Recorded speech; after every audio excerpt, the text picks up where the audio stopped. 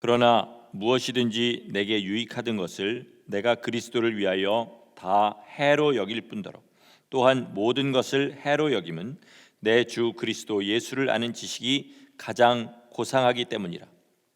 내가 그를 위하여 모든 것을 잃어버리고 배설물로 여김은 그리스도를 얻고 그 안에서 발견되려 함이니 내가 가진 의는 율법에서 난 것이 아니요 오직 그리스도를 믿음으로 말미암은 것이니 곧 믿음으로 하나님께로부터 난 의라.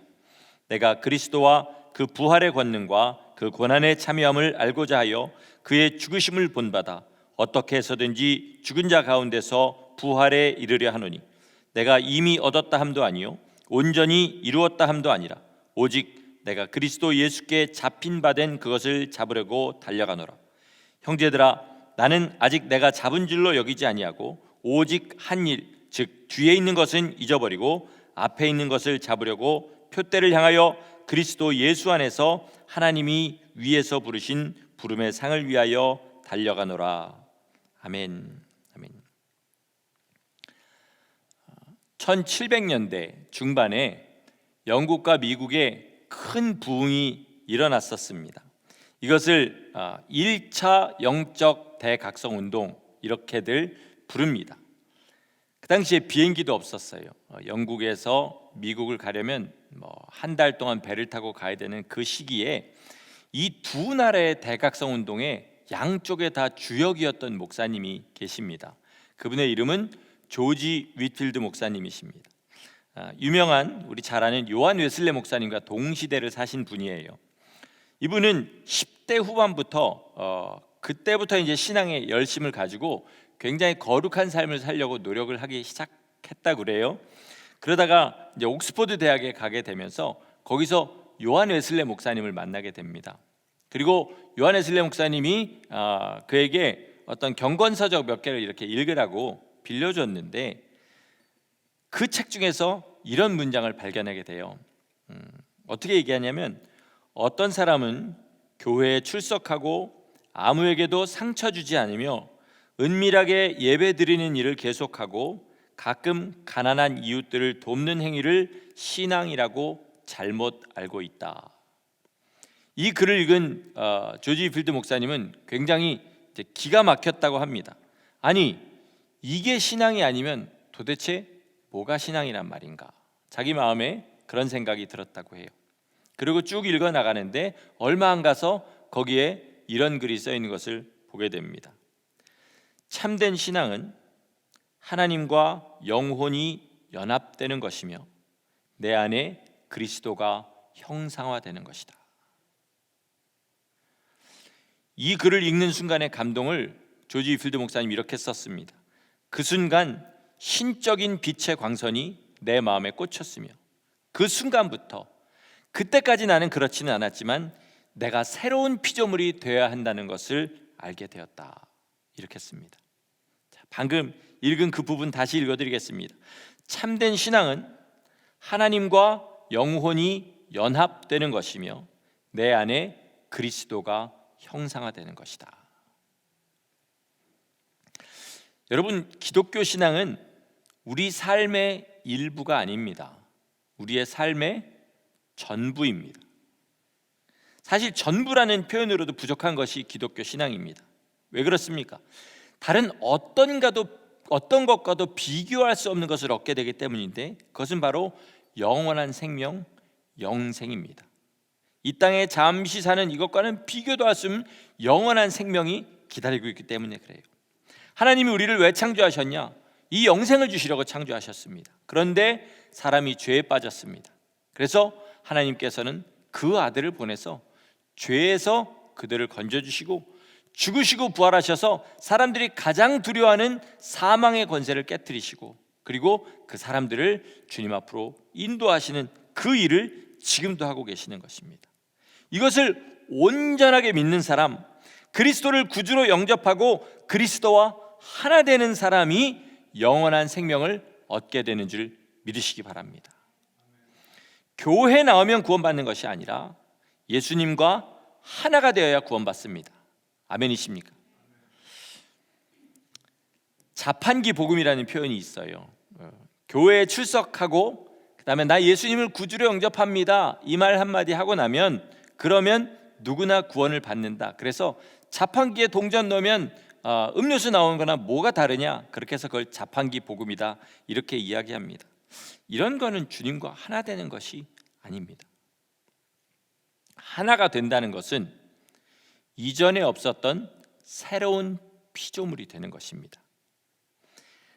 예수님이 내 안에 들어오셔서 나라는 인격과 예수님의 인격이 합쳐져서 내가 예수님께 온전히 순종하고 예수님이 나를 지배하셔서 이 땅을 살게 하는 그런 존재가 바로 새로운 피조물입니다. 그러니까 이전과는 전혀 다른 삶을 살게 돼 있습니다. 우리가 정말 새로운 피조물이라면요, 예수님이 그 안에 계시기 때문에, 예수님과 하나가 됐기 때문에 그럴 수밖에 없는 거죠. 그래서 이전에는 내가 좋아하고 내가 싫어하는 것을 하고 안 하고 했다면 이제는 예수님이 좋아하시는 것을 좋아하고 예수님이 싫어하시는 것을 싫어하게 되는 것, 그 삶에서 그런 삶을 살게 되는 것, 이게 뭐냐면 바로 새로운 피조물의 삶을 사는 겁니다. 맹물에다가 소금 한 스푼만 집어넣어도요 맛이 확 바뀝니다. 근데 이 시대에 그리스도인들의 모순이 어디인지 아십니까? 나는 예수님과 하나 됐고 새로운 피조물이라고 하는데 삶은 전혀 변하지 않는 거예요. 이거는요 하나님을 오히려 모독하는 행위입니다. 그렇지 않아요? 나는 전혀 예수님이 내 안에 들어오신 표가 안 나는 삶을 사는데 자기는 예수님과 하나 됐다고 그렇게 계속 주장을 하는 거예요. 이것 때문에 오히려 하나님이 더 모독을 받는 것입니다. 오늘 본문을 보니까 바울 사도는 예수 그리스도를 아는 지식이 가장 고상하다 이렇게 얘기합니다. 고상하다는 말 우리말에는 좀 약간 죄송해요, 좀 약간 한국말로 다른 말이 표현이 안 나요. 약간 밥맛 없는 그런 느낌이 좀 있죠. 고상한 척한다 이런 말을 자꾸 쓰니까. 근데 원래 여기 본문에 쓴 고상하다는 것은요 최고다, 가장 높은 것이다, 가장 가치 있는 것이다, 이런 뜻으로 써 있는 말이에요.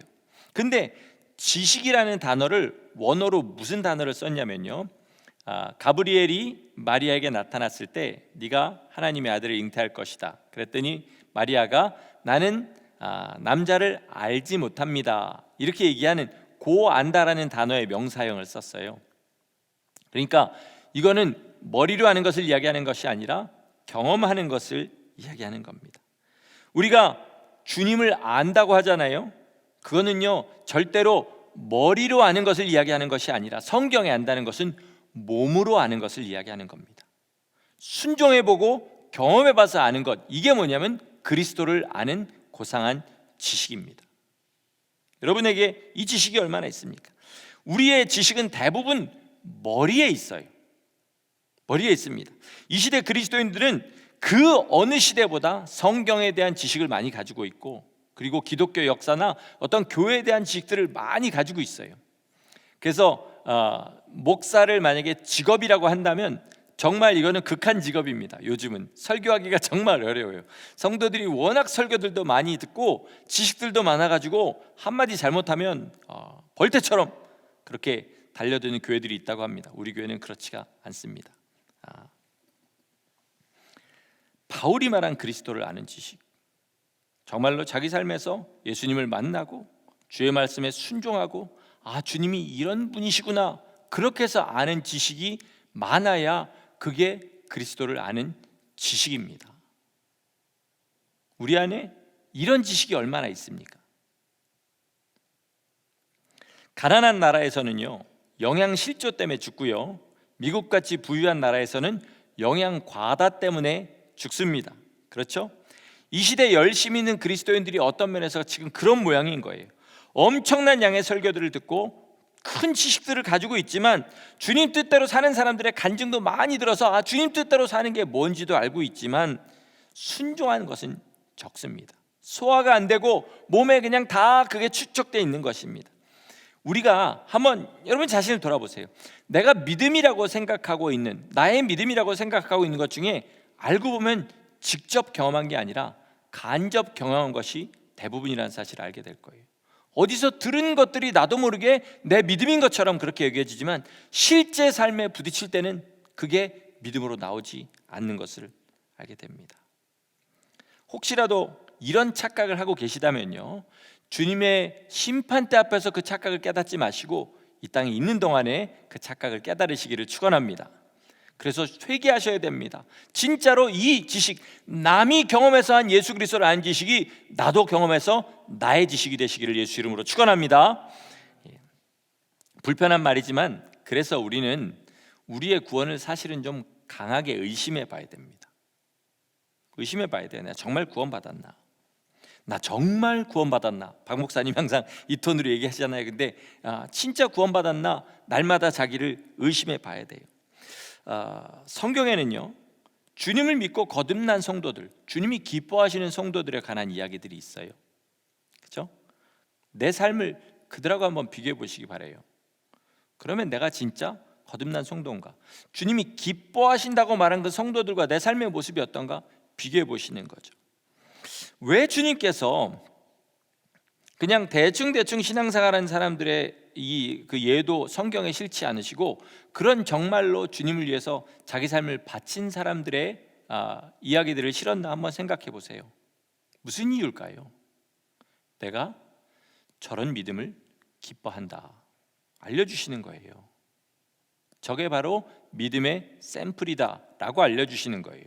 근데 우리는 대부분 나는 바울처럼 못 살아, 나는 저 사도행전에 나오는 저런 성도들처럼은 못 살아, 이미 선을 딱 그어놓고 그 이상은 나가지 않으려고 하고 있고 이 시대가 정해놓은 평신도의 평균보다 조금 나은 정도 하는 것으로 만족하고 있지만요, 만약에 주님이 사도행전과 이런 성경들을 통해서 보여진 성도가 정말 주님이 기뻐하시는 구원받은 성도라면 우리 주님 앞에 가서 어떻게 할 겁니까? 반에 60명이 있는데 58등, 59등, 60등 하는 3명이서 같이 있는데 58등이 막 희희낙낙합니다. 내 밑에 둘이 있다 이거죠. 어떻게 보면 우리 신앙생활이 그런 거 아닌지 모르겠다는 생각을 하게 됩니다. 오늘 설교의 제목이 뭐냐면 인생을 들여 영생을 살아입니다. 우리 같이 한번 이야기해 보겠습니다. 인생을 들여 영생을 살아. 시작. 인생을 들여 영생을 살아. 이게 정말 중요한 이야기입니다. 우리가 못 박히도록, 귀에 못이 박히도록 들은 이야기는 구원은 공짜라는 것입니다. 거저 주시는 것이란 얘기를 못이 박히도록 들었어요. 맞는 말이에요. 구원은 거저 주시는 하나님의 은혜입니다. 거저 주신 이유는 우리가 그 값을 치를 능력이 도저히 없기 때문에 주님이 거저 주신 것이에요. 하지만 그렇다고 해서 우리가 아무것도 하지 않아도 된다라는 말은 성경에 한 군데도 없어요. 오늘 읽으신 것처럼 우리 삶을 들여서 주님 앞에 나가야 된다는 말이 대부분입니다. 지옥을 면하기 위해서는 다시 죄로 돌아가고 주님을 부인하지 않고 그저 주님의 그 더럽게 여기시는 것들을 우리 삶에서 버리면서 그렇게 나가면 됩니다. 그러나 영광스러운 영생을 얻으려면 값을 치러야 돼요. 주님의 공로는요, 우리를 마지막 결승점에 갖다 놓으신 게 아니라 천국을 하는 시작점에다 갖다 놓으셨어요. 절대로 천국을 향한 경주를 살 수 없었던 우리들을 지옥의 멸망에서 건지셔서 천국을 향해 가는 시작점에다 우리를 갖다 놓으셨습니다. 그 다음에 달려가는 건 누가 하는 거냐? 우리가 주님의 손을 붙잡고 끝까지 힘을 다해서 완주하는 것입니다. 오늘 바울이 하는 그런 얘기가 그런 얘기죠. 이미 잡은 것으로 여기지 않고 나는 끝까지 앞에 것을 향하여 달려간다. 그 달려가는 내용이 바울의 삶이었던 것입니다. 또 똑같이 결승점에 도착했다 할지라도 얼마나 자기 삶을 희생하고 순종하고 포기하고 주님 앞에 했냐에 따라서 그 영생의 내용이 달라집니다. 제가 질문 하나 할 테니까 대답은 하지 마세요. 그냥 마음속으로만 하시기 바랍니다. 제가 지금 죽으면 그날에 가서 하나님 앞에 바울하고 똑같은 대접을 받게 될까요? 예. 누가 대답한 거예요? 대답하지 마세요. 예, 저도 잘 압니다. 그럴 리가 없다고 생각합니다. 그러면 그날에 가서 바울이 주님께 받는 그 영광을 보면서 제가 이 땅의 삶을 후회할까요? 아마 그럴 겁니다. 그럴 거예요. 제가 바울처럼 매 맞고 돌에 맞고 이러지 못한 것을 후회하는 것이 아니라 제가 가진 것들을 바울처럼 그리스도를 아는 고상한 지식을 위해서 다 버리지 못한 것을 후회하게 될 겁니다. 그것은 여러분도 예외가 없습니다. 죄에서 멸망에서 우리를 구원하신 것은 주님의 은혜지만요, 영생의 복락은 뭐냐? 우리의 인생을 들여 사는 것인 줄 믿으시기 바랍니다. 부담되시겠지만 이건 정말이에요. 계시록의 7교회들을 한번 보세요. 주님께서 칭찬하시는 부분이 있고 책망하시는 부분이 있어요. 그리고 모든 7교회마다 뭐라 그러시냐면 너희가 이렇게 하면 이런 상을 주겠다. 그러나 만약에 이렇게 해서 거기서 떨어지게 되면은 그러면 너희에게 이런 벌이 있을 거다. 주님이 7교회에 다 똑같이 이야기를 하셔요. 그러니까 여러분, 상을 소망하시고 주님께로부터 떨어지고 거기서 부끄러움을 당할까 두려워하는 게 신앙입니다. 그냥 내 마음대로 살면서 나는 무조건 구원받았다고 주장하는 게 신앙이 아니라는 사실을 아시기 바라요. 오늘 하루하루를 살아가는 이 삶을, 내 삶을 들여서 주님께서 주시는 영원한 영생을 더 복 있게 만드는 것, 이게 성도의 삶인 줄 믿으시기 바랍니다. 만약에 그래도 은혜 받았다는 그리스도인들의 그 일반적인 신앙생활을 저보로 4글자로 표현하라 그러면 전 이렇게 말하고 싶어요. 되는 대로. 여기서 되는 대로는 마음대로란 뜻이 아니라 형편되는 대로, 이거예요. 형편되는 대로. 자, 생각해 보세요. 우리는 분명히 주님의 말씀대로 사는 것이 옳은 것이라고 여깁니다. 그렇게 믿으시죠? 그런데 먹고 사는 문제에 부딪히면 주의 말씀대로 사는 것을 양보합니다. 그것도 진짜로 먹고 사는 생존의 문제가 아니라 조금 더 잘 먹고 잘 사는 문제에 부딪혀도 주님의 말씀 양보해 버려요. 자녀를 교육하는 문제에 부딪히면 주님의 말씀 양보해 버립니다. 그것도 자녀를 주님 뜻대로 잘 교육하는 것에 양보하는 것이 아니라 이 세상에서 잘 먹고 잘 살고 누리고 사는 그 교육을 위해서 주님 뜻대로 사는 것을 양보해 버려요. 가족이 원하지 않으면 양보합니다. 몸 컨디션이 허락하지 않으면 양보합니다. 오늘 내 기분이 그럴 기분이 아니면 양보합니다. 내가 즐기고 싶은 것이 내 눈앞에 나타나면 일단 즐기고 봅니다. 이게 우리의 신앙생활인 줄, 혹시 이게 내 신앙생활이 아닌 줄 한번 자세히 돌아보시기 바랍니다. 신앙이 자란다는 것은요, 거꾸로의 일이 발생하는 거죠.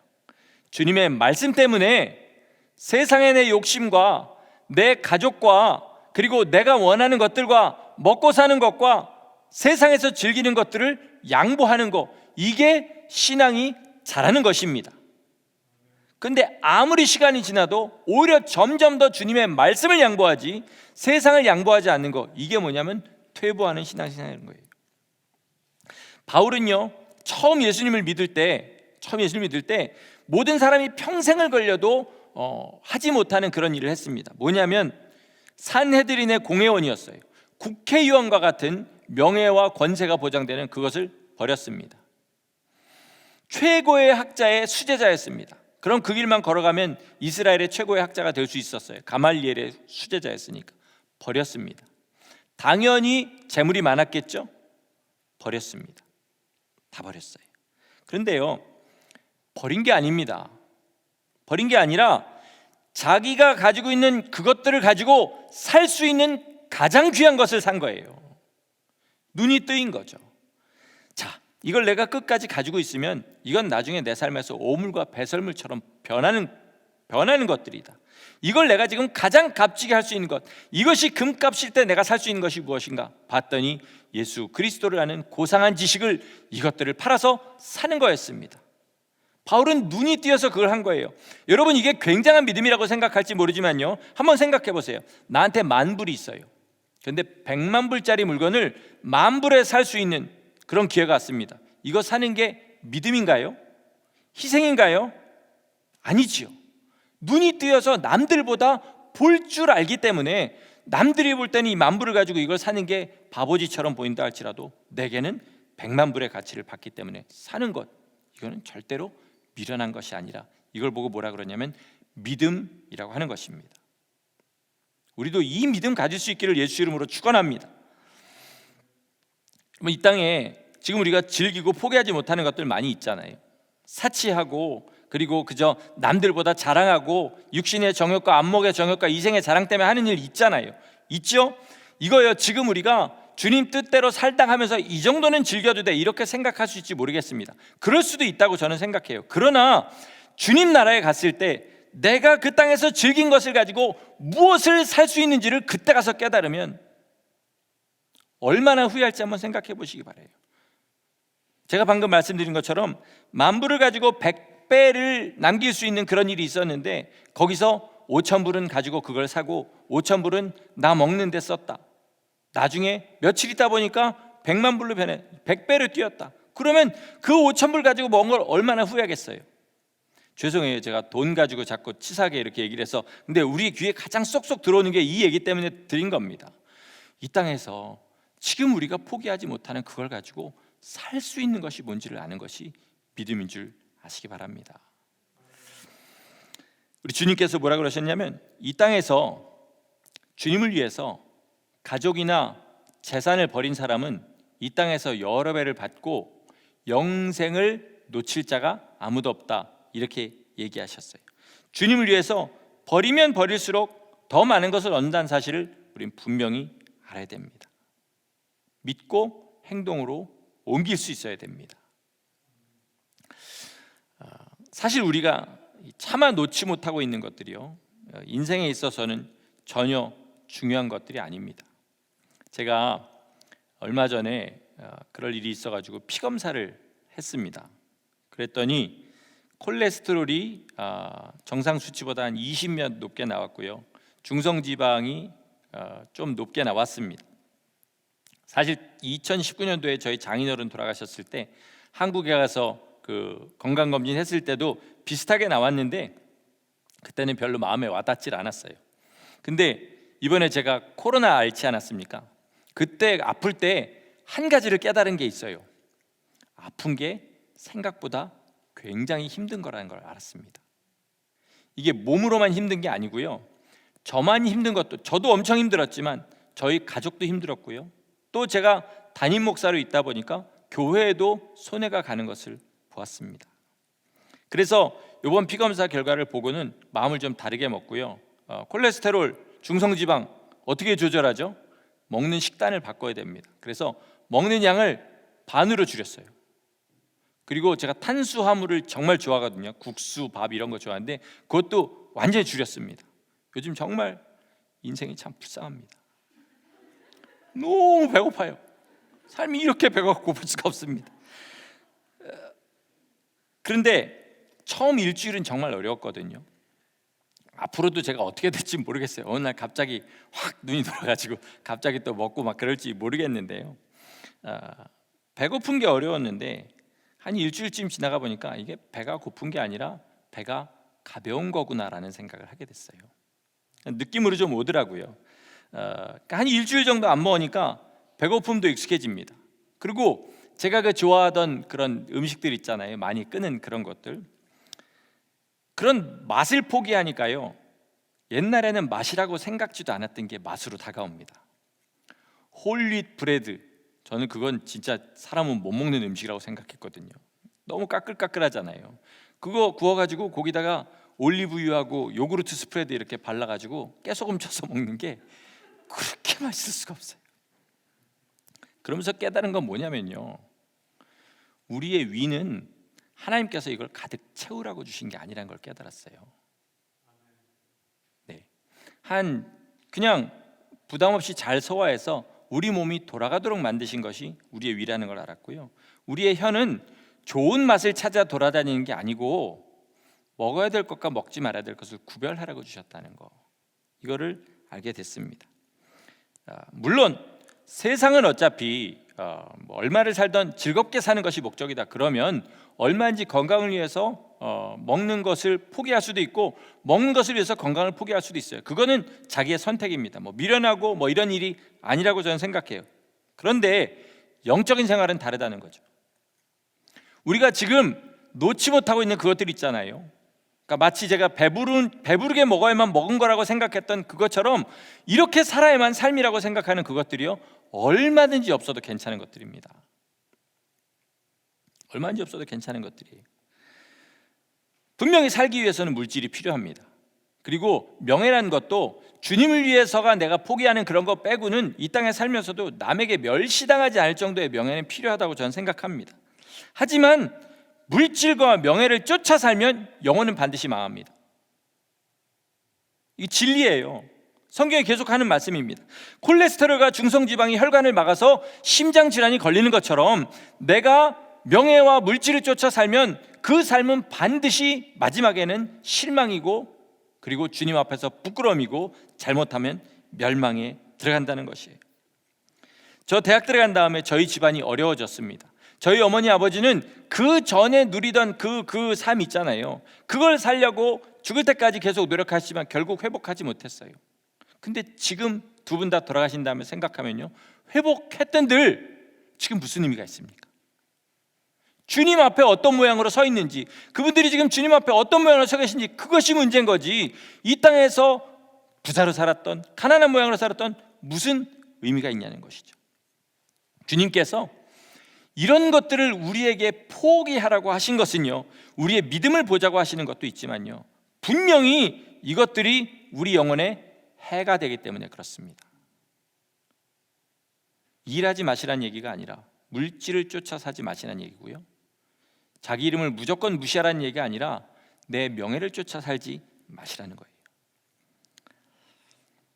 다 버리지는 못한다 할지라도요, 최소한 주님의 말씀과 이것들이 부딪힐 때 이것이 아니라 주님의 말씀을 택할 수 있는 믿음은 최소한 소유하시기를 간절히 축원합니다. 정말 중요합니다. 백사겸 전도사님이라는 분이 계시더라고요. 1860년에 태어나셔서 80세를 살고 돌아가신 분인데, 이분은 9살에 병에 걸려서 앞을 보지 못하게 됐어요. 그리고 부모님이 조금 있다 돌아가셨습니다. 졸지에 형하고 자기하고 둘이 남아서 길거리에서 구걸을 하는 신세가 됐습니다. 형이 이제 어느 정도 큰 다음에는 이제 남의 집에서 머슴을 살 정도의 그런 체격이 되어서 형은 머슴으로 들어가고, 이 백사겸 전도사님은 그냥 길거리에 홀로 남게 됐어요. 그 당시에 안 못 보는 사람이 할 수 있는 일이라고는 점을 치는 일밖에 없었어요. 왜 우리나라 옛날 사극이나 이런 데 보면 꼭 점 치는 사람들은 앞을 못 보고 왜 그런 일들이 많이 있잖아요. 그렇게 해서 점 치는 법을 배워가지고, 또 워낙 눈치가 빠르고 말주변이 좋고 이래가지고 그걸 가지고 큰 돈을 벌었습니다. 나중에 고관 대작집에 불러 다닐 정도로. 그래서 결혼도 하게 되고 자녀들도 낳게 되고 이제 어엿한 가정을 꾸리게 됐어요. 근데 이분이 아마 타고나기를 하나님 주신 양심이 있었던지, 이 점이라는 게 그렇지 않습니까? 이분의 고백은 점이라는 건 순전히 사기다, 신을 받아서 하기 전에는 진짜 이건 그냥 말주변과 눈치로 하는 거지 다 잘못된 말들이다. 그러니까 자기는 소위 말해서 남의 등을 쳐먹고 산다는 사실이 너무 괴로웠던 거예요. 그래서 자살까지 생각하고 자살 시도까지 했는데 그게 잘 안 됐답니다. 그래서 마지막으로 100일 기도를 드려보자, 천지신명께. 그래서 집 뒤에다가 제단을 차려놓고 날마다 100일 동안 이것저것 주문을 외워가면서 기도를 했다 그럽니다. 여기서 나를 좀 구해달라고. 100일이 되는 날에 아침에 어떤 사람이 집에 찾아왔대요. 그러더니 빨간 책자를 하나 주더랍니다. 이게 뭐냐니까, 이게 당시에 예수교를 야소교라고 그랬죠. 야소교 전도 책자인데 한번 읽어보시라 그랬대요. 그래서 점치던 사람이 예수님 믿고 싶겠습니까? 그래서 이거를 그냥 자기 부인한테 던져버리고 버리라고 그렇게 얘기했대요. 근데 그날 저녁 꿈에 예수님이 나타나신 거예요. 근데 참 예수님이 제가 생각할 때 사람에 맞게 그런 환상도 주시는 것 같습니다. 나는 예수다 그러면서 산은으로 만든 산통을 주시더래요. 산통이 뭔지 알죠? 점치는 이거 통을 이렇게 주시더랍니다. 이거는 의의 산통이니까 버리지 말아라 이렇게 얘기하시더래요. 그 다음 날에 일어나 가지고 자기 아내가 근데 그 책을 버리지 않고 읽는 소리를 듣고 나서 이거구나. 그래서 회개의 눈물을 엄청나게 흘리고 그날부터 손님을 받지 않았어요. 그동안 모은 모든 재산을 사람들한테 다 나눠줬습니다. 그리고 어떻게 했냐면 아내한테, 여보, 나 이제부터 팔도를 돌면서 거지처럼 그렇게 지나다니면서 예수님 전할 거야. 그러니까 당신 나랑 이혼해도 좋소. 이랬는데 그 아내도 정말 대단한 사람이죠. 괜찮습니다. 다 버리고 나도 당신 따라서 팔도를 당신의 눈이 되어서 돌아다니겠습니다. 애들 둘 데리고 네 식구가 조선 팔도를 다니면서 전도를 하는 거예요. 엄청난 사람들을 주님 앞으로 인도했다 그럽니다. 그리고 이 백사겸 전도사님은 1899년에 그 감리교에서 전도인으로 그렇게 임명을 받아서 죽을 때까지 예수님을 전하고 다녔는데 무슨 별명을 얻었을까요? 조선의 바디메오라는 별명을 얻었다고 합니다. 엄청난 사람들을 그렇게 한 거죠. 한번 생각해 보세요. 예수님을 딱 만났을 때요, 그동안 모아놓은 재산이 있지 않습니까? 이거 가지고 점은 더 이상 치지 않으면서 살겠다. 그랬으면 구원받은 믿음을 가지고 그냥 어렵지 않게 살 수 있었을지도 모르죠. 그렇죠? 그러나 다 버렸습니다. 다 버렸어요. 그리고 팔도를 떠돌면서 전도하는 40몇 년간의 삶을 살았어요. 주님 앞에서 이 두 삶을 놓고 한번 비교해 보시기 바랍니다. 그러면 우리가 어떤 삶을 살아야 되는지 바로 답이 나옵니다. 바로 답이 나와요. 우리가 아는 많은 선교사님들이요, 뭐 세상에서 뭐 하다가 안 돼서 선교사 하신 분들 거의 없어요. 선교사님들 대부분 이 세상에서 잘 살던 분들입니다. 그러다가 어느 날 예수님 만나게 되면서 자기 삶을 주님 앞에 헌신하는 거예요.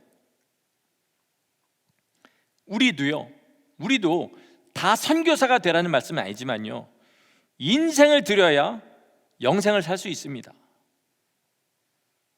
인생을 드린다는 것은 나의 꿈, 나의 기뻐하는 것들, 이런 것들을 주님 사랑하는 것 때문에 내놓아야 된다는 말입니다. 여러분, 이렇게 되실 수 있기를 예수 이름으로 축원합니다. 아멘이 이게 잘 안 나오는 말이죠. 내 인생을 포기해서 영생을 사고 싶은 마음은 없지만 여러분, 그 나라에 갔을 때 후회하지 않으시려면 지금 주님 앞에 기도하시고 내 인생을 내놓아 영생을 살 수 있기를 예수 이름으로 간절히 축원합니다. 말씀을 마치겠습니다. 아무리 건강한 사람도요, 죽더라고요. 어느 순간이 되면 건강을 잃더라고요. 아무리 외모가 뛰어난 사람도요, 어느 순간이 지나면 더 이상 두 번 보기도 싫을 만큼 외모가 다 상하더라고요. 아무것도 아닙니다. 지금 우리가 중요하다고 생각하는 거 아무것도 아니에요. 죽고 나면 다시 쳐다보고 싶지 않을 만큼 냄새나는 시체로 변하는 게 우리 육신이에요.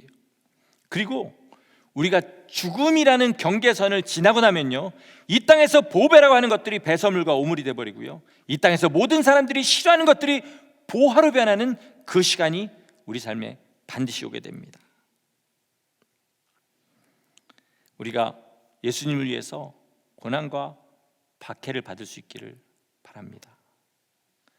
이게 남의 얘기가 아니고 목사의 이야기가 아니고 선교사의 이야기가 아니고 내 이야기가 될 때 영생이 온전하게 내 것이 될 수 있습니다. 그렇지 않고 이게 영원히 죽을 때까지 남의 얘기라서 나는 그저 강 건너 불구하듯이 보고만 있으면 영생에 들어가서는 땅을 치고 후회하게 됩니다. 바울이 배설물과 오물로 보았던 그것이 우리 눈에는 보화로 보이는 그것은 절대로 복이 아닙니다. 바울이 보았던 그대로 우리도 볼 수 있고, 바울이 했던 그대로 얼마든지 우리도 그렇게 할 수 있고, 그렇게 해서 바울이 지금 주님 앞에서 받는 그 영광을 우리도 함께 받을 수 있는 성도들 되시기를 예수님의 이름으로 간절히 축원합니다. 아멘.